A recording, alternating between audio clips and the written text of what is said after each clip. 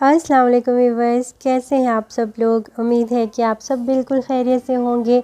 आज मैं आपके साथ शेयर करूंगी हम घर पे मक्खन के साथ देसी घी कैसे बना सकते हैं।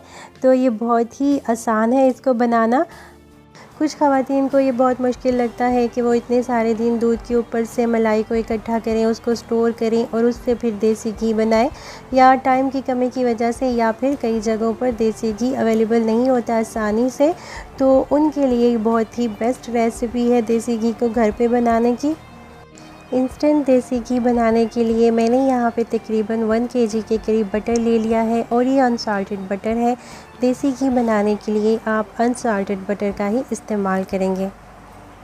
आप चाहें तो मक्खन को थोड़ी देर आप रूम टेम्परेचर पे ला सकते हैं, इससे मेल्ट होने में ज़्यादा टाइम नहीं लगेगा। और चाहें तो आप इसे स्ट्रेट अवे भी फ्रीज़र से निकालने के बाद यूज़ कर सकते हैं।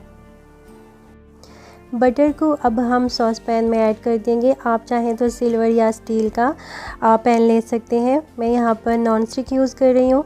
सारा बटर मैंने पैन के अंदर डाल दिया है। अब मैं इसे स्टोव पे चढ़ा दूँगी और फ्लेम को हमने बिल्कुल लो पे रखना है। शुरू में आप मक्खन को मेल्ट करने के लिए मीडियम फ्लेम पे रख सकते हैं। जैसे ही मक्खन आपका मेल्ट हो जाए तो उसके बाद आपने इसकी फ्लेम को बिल्कुल लो पे कर देना है। जैसे हम चावलों को दम देने के लिए फ्लेम को लो करते हैं ना, बिल्कुल उस तरह से आपने फ्लेम इसकी जो है वो लो रखनी है। तो ये देखें यहाँ पर मक्खन जो है ये मेल्ट होता जा रहा है। आपने इसमें चम्मच बिल्कुल भी नहीं चलाना है। जब तक आपका मक्खन जो है वो पूरी तरह से मेल्ट नहीं हो जाता तब तक आपने इसके अंदर बिल्कुल भी चम्मच नहीं चलाना है। तो व्यूअर्स, यहाँ पे आप देख सकते हैं कि मक्खन जो है वो अच्छी तरह से मेल्ट हो चुका है और इसको मेल्ट होने में तकरीबन 10 से 12 मिनट लगे हैं।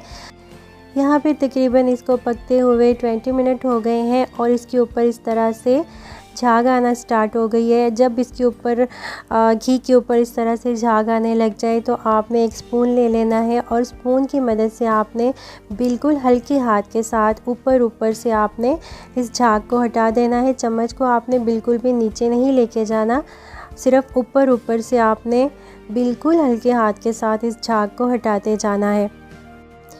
और इसको हटाने के बाद जितनी दफ़ा ये स्कम की जो लेयर है इसके ऊपर बनती जाएगी उतनी दफ़ा आपने इसको रिमूव करते जाना है। तो थोड़ा पेशेंस के साथ आपने इसको करना है। सेम रेसिपी को फॉलो करते हुए आप घी बनाएंगे तो आपका घी भी बहुत ही ज़बरदस्त बनेगा।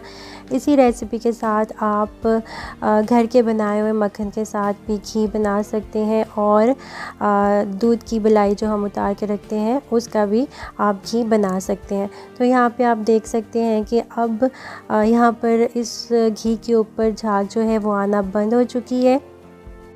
हल्की सी एक लेयर है स्कम की, आप देख सकते हैं। इसको भी मैं रिमूव कर दूंगी और उसके बाद हमारा देसी घी जो है वो बिल्कुल तैयार हो जाएगा और इसको बनने में तकरीबन 60 से 65 मिनट तक लगते हैं।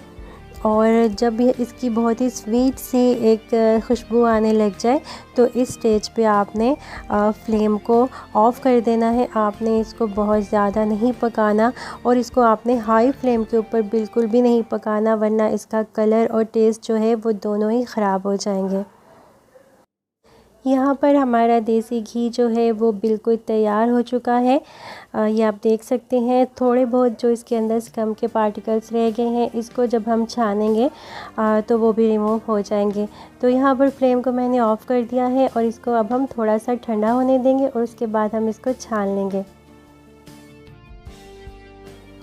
ये है वो सारी झाग या स्कम जो मैंने घी के ऊपर से रिमूव की थी, तो इसको हम डिस्कार्ड कर देंगे।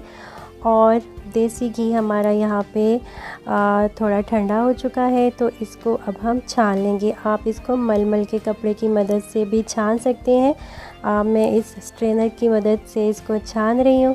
तो ये देखें व्यूअर्स, हमारा बहुत ही ज़बरदस्त और खुशबूदार देसी घी जो है ये अब बिल्कुल तैयार हो चुका है।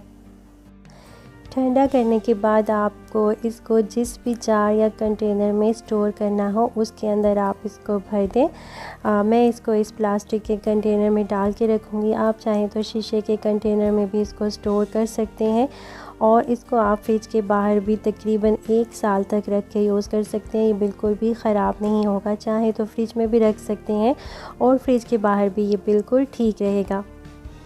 तो व्यूअर्स, ये तो थी हमारी इंस्टेंट देसी घी की रेसिपी। अब आप चाहें तो इसको पराठों में इस्तेमाल करें या फिर आप इसको मिठाइयों में, हलवों में इस्तेमाल करें। तो इसको आप ज़रूर ट्राई कीजिएगा। रेसिपी अच्छी लगी हो तो इसको लाइक ज़रूर कर दीजिएगा। अपना ढेर सारा ख्याल रखिएगा और मुझे दुआओं में याद रखिएगा। इंशाल्लाह मिलते हैं नेक्स्ट वीडियो में। तब तक के लिए मुझे इजाज़त दीजिए। अल्लाह हाफ़िज़।